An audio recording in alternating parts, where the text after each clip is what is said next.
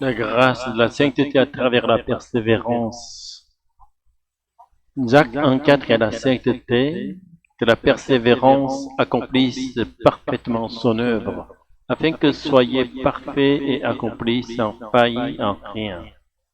Ceux qui ont été sanctifiés peuvent entrer dans le royaume de Dieu. Dans l'Ancien Testament, le peuple d'Israël croyait que l'observance stricte de la loi donnée par Moïse était le chemin vers la sainteté. Cependant, la loi n'est pas quelque chose que l'on observe activement par ses propres forces, mais quelque chose qui se laisse accomplir en nous dans la communion avec Dieu. Cela signifie que lorsque l'on se confie pleinement en Dieu et que l'on communique avec l'Esprit Saint, la loi s'accomplit naturellement. La gloire ne revient pas à celui qui garde la loi, mais à Dieu qui la fait garder et nous conduit à la sainteté.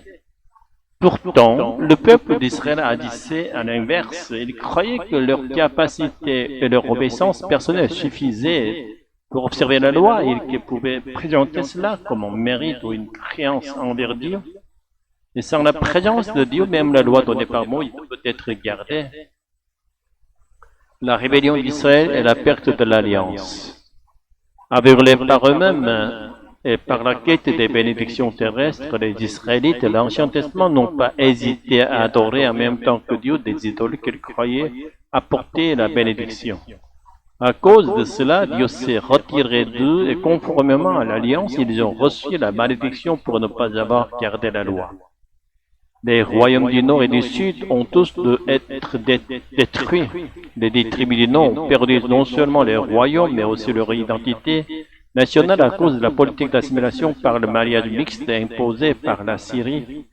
Seules les tribus de Juda et de Benjamin ont survécu, maintenant la lignée du peuple de Dieu. Le rôle des Lévites dans la préservation de l'identité. Cependant, certains Lévites ont refusé l'idolâtrie du royaume du Nord et sont descendus dans le royaume du Sud pour préserver le culte authentique dans le sanctuaire. Ils se sont joints aux Lévites qui vivaient originellement sur la terre de la tribu de Juda. Ainsi, les descendants des tribus de Juda, Benjamin et Lévi ont maintenu l'identité en tant que peuple de Dieu. C'est pourquoi plus tard les Juifs méprisaient les Samaritains, descendants des tribus du royaume du Nord, comme des gens sans racines et fondements légitimes. Mais Dieu, même à travers ces fragments historiques, réalisait silencieusement son dessein rédempteur de distinguer les hommes non par leur sang, mais par leur foi. La sainteté restaurée par la grâce de Dieu.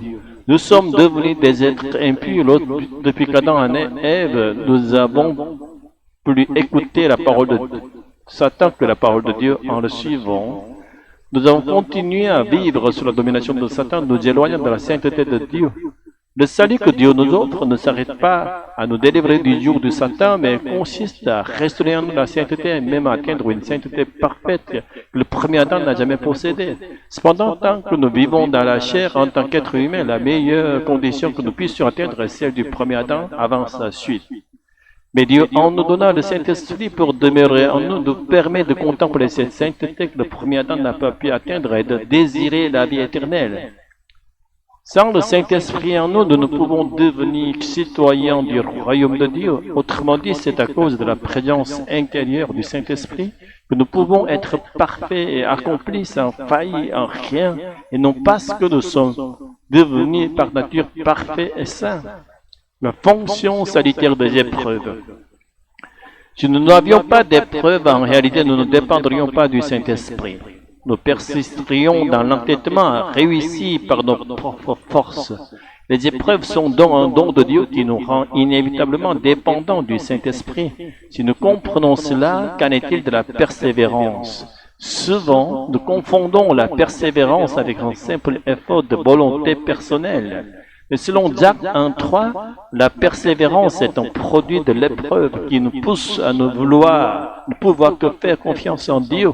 Comme l'enseigne Paul dans Galates, la persévérance ou longue patience est un fruit du Saint-Esprit. La distinction entre les termes grecs d'endurance, Jacques 1,3 emploie le mot hypomone, qui signifie littéralement demeurer sous, c'est-à-dire rester sur la main de Dieu dans la confiance attendant que Dieu triomphe. Galates 5, 22 utilise un terme différent traduit en coréen par longue patience, qui correspond à une persévérance poussée au point d'abandon complet de soi. Cela signifie arriver au point où, dans le désespoir total, on reconnaît que la lumière du salut ne peut venir que de Dieu.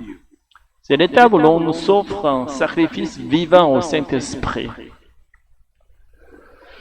La juste mesure de l'épreuve est de la joie dans la foi. Quand nous faisons de l'exercice physique, il faut une charge adaptée pour que cela soit bénéfique.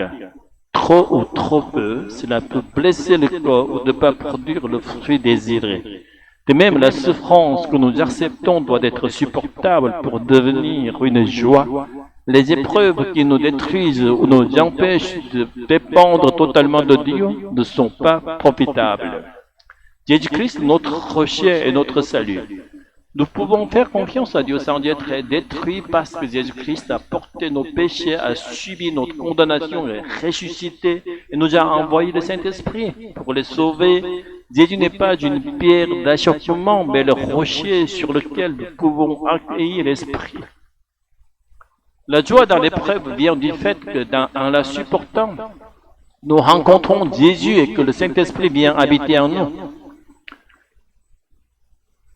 Pour conclure, revenons au texte de Jacques 1,4. En coréen, on évite d'utiliser un sujet non animé, donc on traduit que la persévérance accomplisse par que vous accomplissiez la persévérance. Mais en grec, c'est bien la persévérance elle-même qui accomplit son œuvre, non pas la personne. Nous avons souvent l'idée fausse que Jacques insiste sur la responsabilité humaine, contrairement à Paul. Mais ici, Jacques enseigne que la persévérance vient de l'épreuve et que l'épreuve est un don de la grâce de Dieu. La persévérance, fruit de l'Esprit, mûrit et s'accomplit par l'œuvre du Saint-Esprit. Nous devons simplement aspirer à l'Esprit qui est en nous, le louer et croire uniquement en Dieu pour que l'Esprit demeure en nous à jamais. En somme, c'est la foi seule qui accomplit notre salut. Alléluia, Amen. Seigneur, Dieu Tout-Puissant, nous te rendons gloire pour ta grâce infinie qui nous conduit à la sainteté à travers la persévérance. Dans nos épreuves, fortifie notre foi, remplis-nous de ton Esprit Saint, afin que nous demeurions fermes sous ta main souveraine, que notre vie reflète la justice créatrice, que nous attendions avec espérance le jour où nous serons parfaits en toi. Accorde-nous la grâce de dépendre toujours de toi, de laisser ta lumière dissiper nos doutes et nos peurs, et de témoigner de ta fidélité dans toutes nos tribulations. Par Jésus-Christ notre Seigneur. Amen.